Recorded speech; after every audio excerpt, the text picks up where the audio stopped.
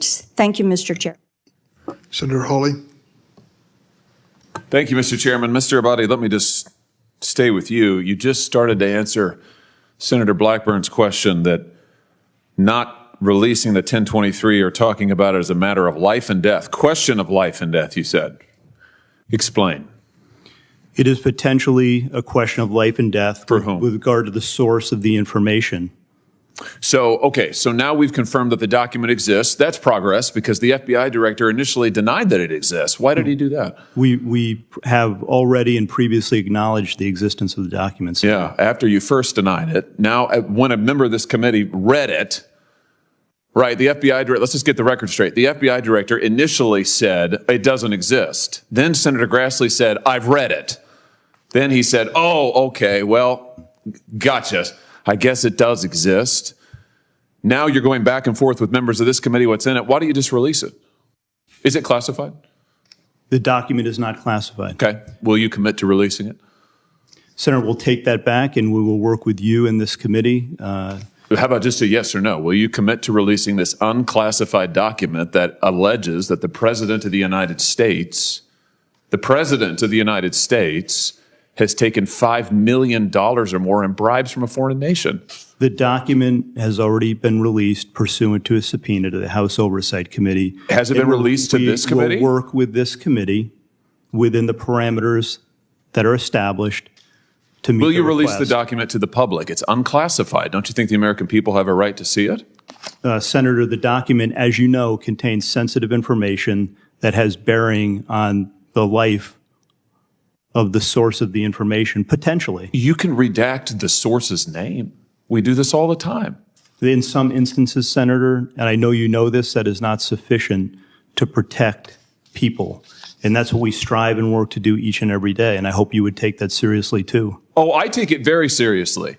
But I also take seriously the fact that your institution has repeatedly abused its authority, has repeatedly targeted political opponents. Your institution is the one that went to the door of pro-life protesters with SWAT teams to try and intimidate people because of their speech. Your institution is the one that treated parents as domestic terrorists because of their speech. Your institution is the one that, according to the court, the FISA court, ran 278,000 unwarranted, probably illegal queries on Americans, right? That was your institution, correct? With respect to the compliance incidents, yes, some of the other things you cited, we can take them one by one. They are not. Compliance, you would characterize the unlawful querying 278,000 times of American citizens as compliance issues? We've said before, I've said that totally unacceptable.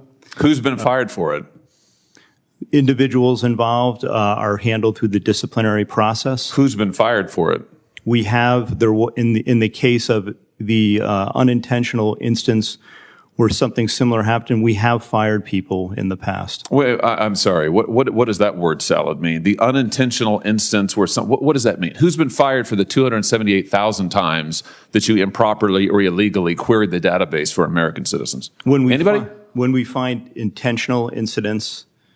Well, you're saying that A tense Senate showdown erupts as Senator Josh Hawley grills FBI leadership over a hidden FD 1023 document, alleged bribery claims, and shocking abuses of surveillance power, from unclassified documents kept from the public to 280,000 unlawful database queries on Americans. This exchange raises serious questions about accountability, transparency, and why Congress should ever reauthorize Section 702. Watch the full breakdown of one of the most explosive hearings in recent memory. Illegally queried the database for American citizens. Anybody? When we find intentional incidents. Well, you're saying that the 278,000 queries were unintentional? I believe that's correct. Wow. 278,000 times American citizens' information was queried by your agency unintentionally? That's your testimony? I would want to go back and check that, Senator. Well, that's what you just told me. My understanding is that the vast majority of Well, wait, that's different. You just said it was. You just said it was unintentional. Now it's the vast majority. Which is it? Do you know? I would want to go back and check it. So you don't know? My understanding is that likely all are were unintentional. Likely all. So in first it was nature. all of them, then it was vast majority. Now it's likely all. So you don't know is the answer to the question. I don't know the answer as we sit here today, but I will Could have find out started and I with will that get back to probably. you. Who was fired for the lies to the FISA court for the Carter Page warrant? Who was fired for that? Anybody? Has anybody been held accountable for your institution deliberately lying to a FISA court to get a wiretap on an ongoing presidential campaign? There is an ongoing disciplinary process with respect to individuals involved in that. Here's the deal.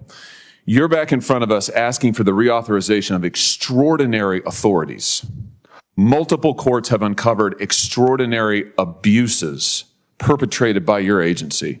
You are at the same time concealing information about serious allegations made against the President of the United States, even as your institution also targets his chief political opponent in an unprecedented way. Why would we ever give you the blank check that you want to continue surveilling American citizens in an improper manner? Why would we ever do that?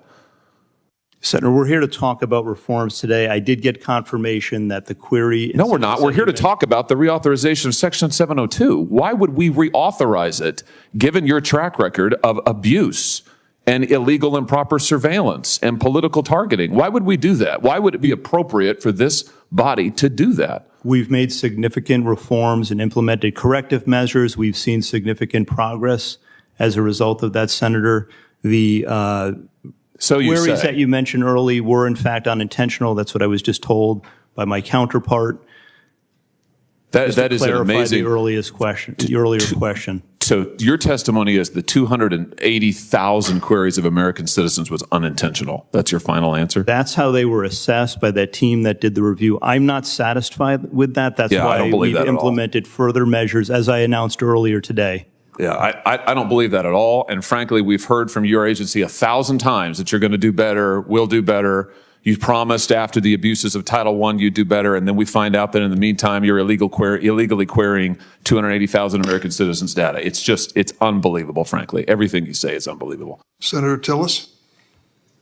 If you find this political breakdown interesting, please give me a thumbs up and as well, like and subscribe for more.